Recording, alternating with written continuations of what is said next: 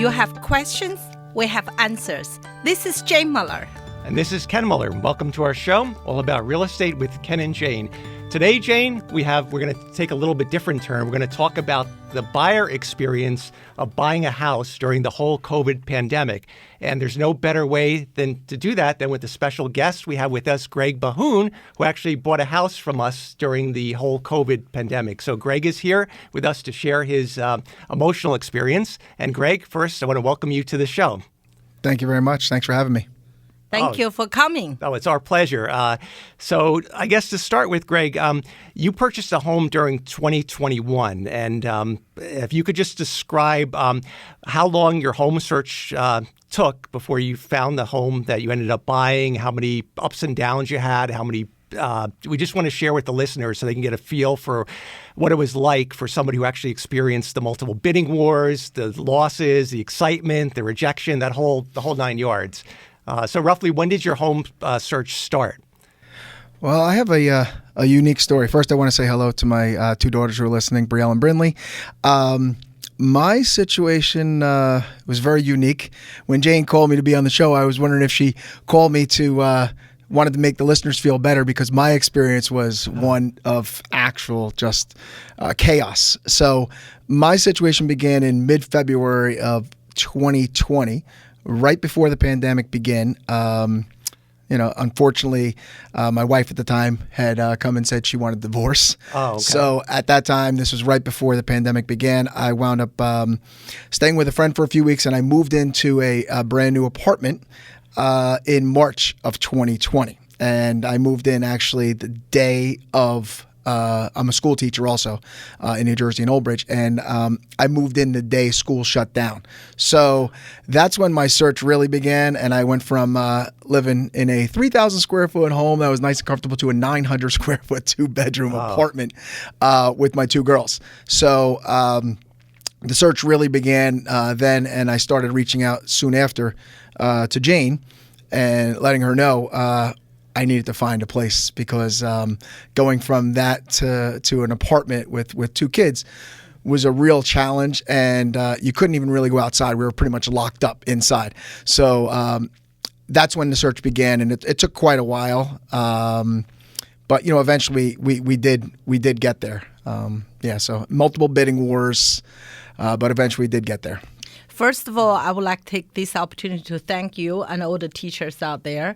During the shutdown, during the last couple of years, you guys did a fantastic job to helping the children, including our daughter, and to go through the most difficult time in anyone's life. Yes, thank you. Thank you. During COVID, it was so challenging. I mean, just for the teachers as well as for the students, because they long for that gatherings, the social, the people aspect. So a lot of them, it was very challenging. So the teachers, I'm sure you guys had an enormous task of trying to keep all the students, motivated and focused for online learning, which, some people can do very well, but others just can't benefit the same way they would from the in-person classroom. So you guys really worked tremendously hard during that whole period just to go above and beyond to help the students ensure their success. Not only the academically, also the emotionally, psychologically. I remember that time my daughters went through a period. I couldn't even imagine this, my daughter. I look at her, I thought I saw a zombie. Seriously, I was so frightened. I never been so frightened in my life. I have to reach out to a school counselor, but I really take this opportunity to thank you and all the teachers, especially Maria's a counselor and teacher in East Brunswick. They did a phenomenal job. They really helped her to come out her shell and be normal. I mean, I'm not expecting much. I just want to normal. Normal is good enough for me. Forget about exceptional. Normal is good. So, but they did a wonderful job. She was very good, and she came out. I can see the smile. I can see the funny side of her, which is great. But anyway, that's enough about my daughter. Let's talk about real estate. Right. Yeah. So with the real estate process, can you share with us some of the homes that you lost and roughly how many homes you were really interested in that you put offers in on that didn't get accepted before you finally landed the one that we found for you? Yeah. So again, this if you rewind in time, I could not predict what situation I was going to be in at the time, because again, when I moved into my apartment, I had no idea this was going to be a start of the end of the world, so to speak. Yeah. So everybody's locked up. So just even going to see homes was challenging because of the entire process of logistics. So as far as the number of homes and the other side of things, as you guys know, because you were on the front lines right there with me, Yep. was I was in the process of trying to buy a house with a mortgage that I had to apply for, competing at that time against people that are leaving the city and Staten Island and coming in with tons of cash. So you're at an immediate disadvantage. So it was an absolute logistical struggle to try to actually win a home. I believe, Jane could correct me if I'm wrong, but I believe there was at least maybe 3 houses that we lost. And we went over full asking price. Well over. At that time, to be honest, Greg, I thought you'll lose your mind. As a professional, you were beating. I said, Greg, stop, think. But even you went well above and beyond, we lost the house, yes. Under the long line, remember? Yes. So at the house that we actually ended up getting, which I'm so thankful for Gia and Jane, my neighbors had told me it was a rainy day. I believe it was the open house. I didn't actually get a chance to see it right then. And they said they could have actually been outside selling hot dogs on that day in the rain, because they said there was about 40 or 50 people lined up outside down the street just to get into the house. That's 40, 50 families, not the people. If you time like 2 or 3 in a group, you can do the math. That's like a few hundred people out there. Yeah, to think about it, right? It's just mind-boggling what people were willing to do to get a house. So, and I wasn't the actual highest bidder on that particular house, right? It took, with the advice of Gia, some personal touches, letters and making sure they understand, my situation and that I've been through this before and being outbid. And, we were also, my ex's house is in East Brunswick and wanting to keep the kids in the same, system. And there was a lot of details and personal touches that went into it. Obviously, also, a larger down payment and letting them know there's going to be no problems financially, because I was competing with people with tons of cash and possibly cash offers. So at the end, I think you waived the appraisal too entirely. Everybody was. You had to. Yeah, you have to. Otherwise, your offer would not even be in the consideration, unfortunately. Yes, exactly. Mm-hmm. Yeah, that's really emotional. I remember the other house you lost. That was just really emotional. The up and downs. Yes, my heart go out to these buyers during that period of time. You felt so bad because I think as a list agent, you would see so many offers came with offer letters were written by the buyer agent, also supplemented sometimes with the buyer themselves, showing their appreciation, oftentimes including pictures of their family, and basically just like a love letter saying how much they love the house and how they can see how they can envision raising their family in the house with their kids growing up, et cetera. So our heart goes out because in any given situation, there can only be one buyer chosen. So there's going to be many disappointed families. And that's just that was the sad part about it. When you see the people willing to wait an hour and a half, maybe 2 hours outside on a hot summer's day, just or in the winter, or in the rain, or in the rain, or snow. Yes. It's just it was one time we had like almost 2 feet of snow, but the snow was unexpected. Because suddenly had a snow, we had an open house scheduled for one house, and at that day. Because the sudden snow, the town hasn't plowed out the snow, but our advertising already went out. I'm the person if we promise, we have to deliver. So Ken has to plow out our driveway first. That's a long driveway. He have to plow it himself because the service is not available at that time, at that urgent scenario. So he had to plow us out and drive his truck to sent me to the location. When I got there, I saw the homeowner was clear up the driveway, and he was surprised. He said, "Jane, you waste your time. Nobody would come. I said, I don't really care anyone here or not, but I am. We advertise open house. We should be here." And actually, one of my team member could not make it because the road just not plowed. If you have a regular car, you can't get there. We came in with a truck. So believe me, you would think that day would be nothing. We had 4 visitors, One family made offer because the agent couldn't get it. The agent called me, say, Jane, my buyer want to see the house, want to go to open house. My car can't go. And you guys, I told my client, you cancel open house. Nobody will have open house. I said, no, I'm right here. I'm in the house. You in the house? Can I send my client? I said, please send, but tell them be careful. The road is not plowed. So when they came, right, 4 families. God knows how they got there, but they got there. 4 families. One family made an offer. They at the end didn't get it, but they're very strong. Once again, like Ken said, heartbroken for these families. And another house we sold earlier in East Brunswick too, there was a big storm. During the storm, we have, I just tried to call everybody cancel because on the street it's not safe. That time during the storm, I don't want any accident. So I said to agent, just want to make sure we cancel it so the owner not going to leave. And she said, Jane, what you talking about?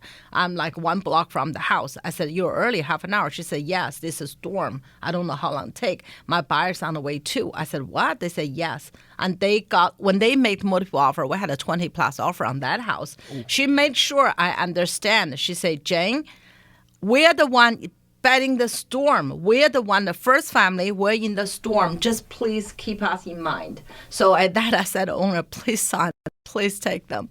Because they are the people in the storm. The owner said, oh my God, that's how hard it was at that time. I mean, our heart definitely, as a leasing agent, a lot of people think you're the leasing agent.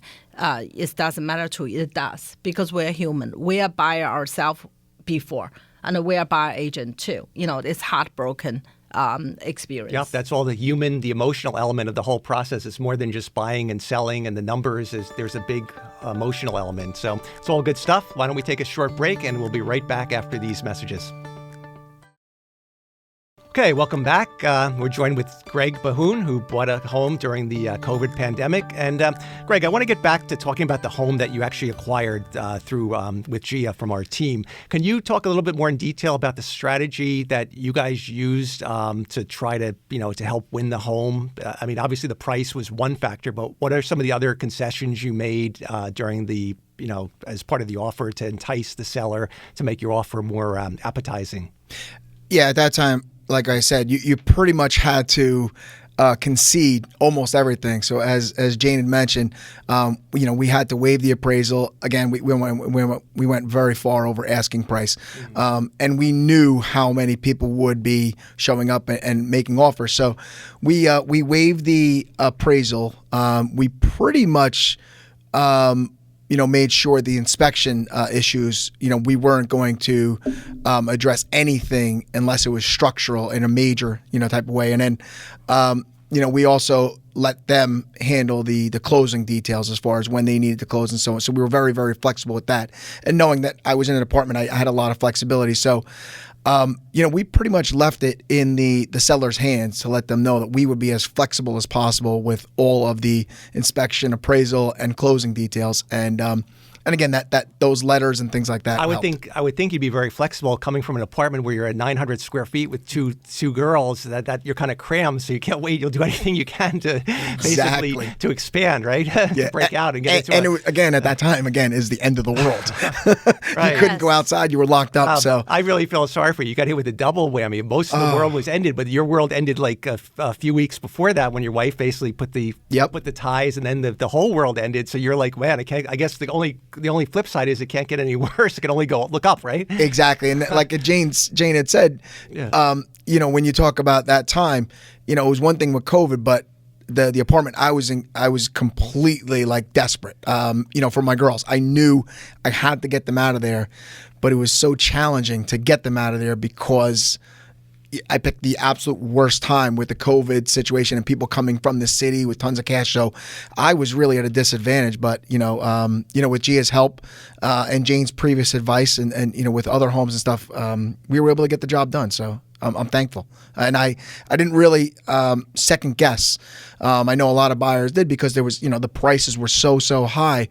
I never really second guessed because I knew it was the right home, for us. And I even overpaying, or paying more than, much more than asking, I still had to go in and do some work, but at the same time, I didn't regret that at all because I wanted to put my personal touches on it, and we're happy. Everything is going well, so it was a blessing in disguise, I guess. Right, and I think with the home, it's more than just dollars and cents. Like as we've covered on other shows, it's more like it's a lifestyle. It's an emotional thing. Basically, you're buying a home because that's going to be your place where you're going to spend a lot of your time, have your memories, see your kids grow up. So it's more than just dollars and cents, as you. That's as you your backdrop of your life. It's a backdrop of your life, as Jane said. So you can't really quantify it. So regardless if you say, well, you might have paid $20,000 or $30,000 or $50,000 more than you could have at another time, but it's immeasurable, the value and the memories, and just having the home when you want it and having the space you need to develop for your family. That's priceless, right? Yeah, and it was important for me to stay very close to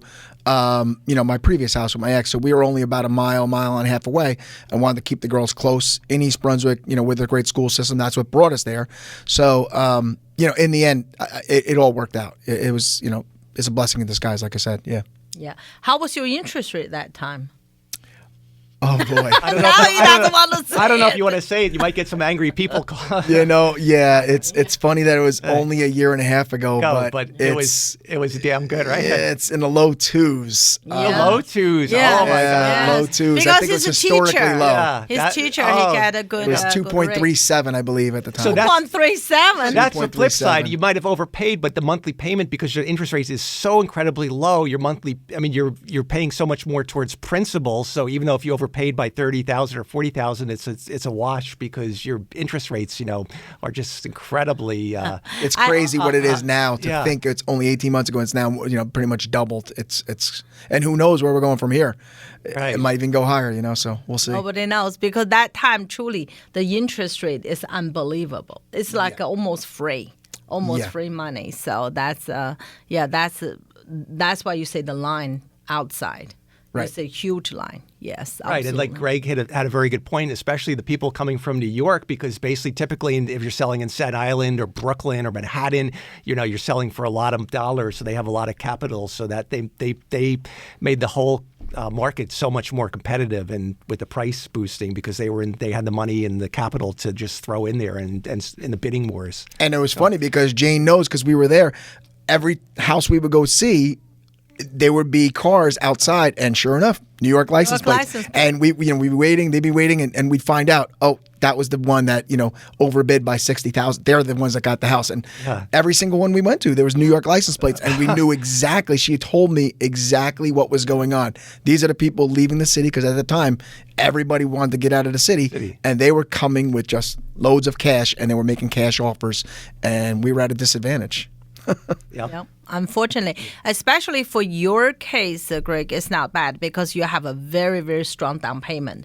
For other families, young families, right, when they have only 5-10% or even 3.5-10% down payment, they have absolutely no ability to waive the appraisal. At that time, market is still going up. They may not appraise, because this year is better because we already had the data in. So the appraisal, sellers still want the buyer to waive the appraisal, but waive or not is not crucial. But that time is absolutely crucial. If you don't waive appraisal, you can give $1 million, the seller wouldn't give it to you. Because why? It's not going to appraise. We know very well won't appraise. And the gap is normally $50,000 to $100,000, the gap. Not praise gap, because they still had a last 3 to 6 months. It's either before the COVID start or during the shutdown. So the market started heated up in June, July. So, the number is the first 3 to 6 number is the lowest point. So that's really, put a lot of more pressure on the appraisal issue. So, that was really, really tough time. Yeah, and it was a tough time, I guess, on the flip side, it was a very tough time for the list agents, because they were getting like 15, 20 offers, and they literally had to spend a couple of hours just deciphering them, putting them in a spreadsheet type table, and then just, interviewing all the loan officers and seeing basically what buyers had the will and also the means to waive the appraisal. Because it's one thing where if the buyer or the buyer agent wrote, we're willing to waive the appraisal, but if you don't have the funds to come up with a difference, you can't do it, even if the intention is there. Yep, that's why as a Mueller team, we request the bank statement. So we want to verify. Would you say actually can happen. It's actually you have the means to support that in case the house didn't price. Right. It's, it's funny you say that about the other. That just reminded me about the strategy with our particular situation, because there were so many offers, so many people. I think we even talked about it. We might have set a record for the actual closing process. I believe it was just a couple hours. Like, we were literally emailing back and forth within that morning and got in and out of attorney review. As far as their attorney review, I should say, within hours, because we knew that there were still people in the 11th hour trying to get that house and trying to scoop it away. So we were literally taking care of the attorney review within, I believe, 3 or 4 hours, and it was done. Well, your attorney did a great job, because that's really the buyer attorney's job, is to get the letters done first, because normally typically the seller attorney waits for the buyer attorney, but if they don't, because it's up to the seller, the longer the house sits, the more chances they can get you can get for a higher offer and get outbid. So the buyer attorney did an excellent job in pushing it through and ensuring you got it locked in under contract. Quite a few times when you have a multiple offer situation, when once chosen, we're going to review, we will notify all the other party, thank them for the effort, really sorry you didn't make it. But once the buyer knew that, most buyer came back with a crazy number. Yep. Anything, because they lost it. So they won't come back with the number which they think you're going to get it. So that's when you, at that time, it's really up to the seller. Some seller will say, I'm good. I already got more than I expected, and I'm going to stay with my word. Some other seller feel, this is my retirement. That's all I have. Why not? If someone offered me more, I didn't do anything wrong, which is true, right? So every situation is different. But from the buyer perspective, get attorney review concluded, because in New Jersey, as we mentioned in previous session, during the attorney review, either party can change mind. Unfortunately, that happened to us. Deal. Yeah, that happened to you. Oh, so you had that happened to us when we were married. The last second, we had everything go through. We had the letters. We did, and we were in attorney review. And just for a couple $1,000s, the seller backed out the very last second, and we were devastated. And that's a tricky situation. That all depends how the list agent and the seller's attorney and the seller decide to orchestrate that. But typically, what would happen in a lot of times is if another bid comes in, the seller could have given you the courtesy opportunity to match that bid, since you already were engaged in the process. That all depends sometimes, and not just switch, but that all depends on how each seller and the agent and the attorney decide to handle it. Right. But sometimes they just give the courtesy to you to try to come up. Mainly it's up to the attorney and the seller. But as a listing agent, I try to be as fair as possible, because at the end of the day, the buyer put them out there and gave an offer, so we should respect that. What's funny is that's what when you initially invited me onto the show, you were like, it's not about me and Ken. I don't want you to promote us, but in the end, then that's part of the reason why I'm here, is that I respect you guys so much and what you do. And I can't even tell you how many times I've gone out with Jane to see houses, and she could have easily made commission on me on tons of houses, but she would always put my interest first, and it wasn't about her. So she would make sure to say, Greg, this is not the house for you, and take the time. And we would talk for a half an hour on the phone, and she had probably had 100 other clients, but it wasn't about the money. It wasn't about, the commission. It was about, I want to do what's right for my clients. And that's why I always trusted her and made sure that, I would take her advice. And, it wasn't just about a paycheck. It wasn't just about making money. It was about doing the right thing, for the buyer, for her client. And, that's what got me here today. Thank you. And I'm very, very happy and thankful that I obviously I found her and, bought a house, through her one of her agents. So it worked out. That's what we want, is happy customers, people that are satisfied with the home. That's the worst thing, to sell somebody a house that they don't like or it's not suitable for them. So yeah, we always have the best interest of the client, because that's really the most important thing. You work for the client and ensure their happiness and success. Absolutely. That's just, as an agent, that's our job. To make sure we had to be professional, just like teacher, right? You not only teach the kids the knowledge, also build up their character. And that's very, I mean, once again, I have nothing but respect to you and other teachers there.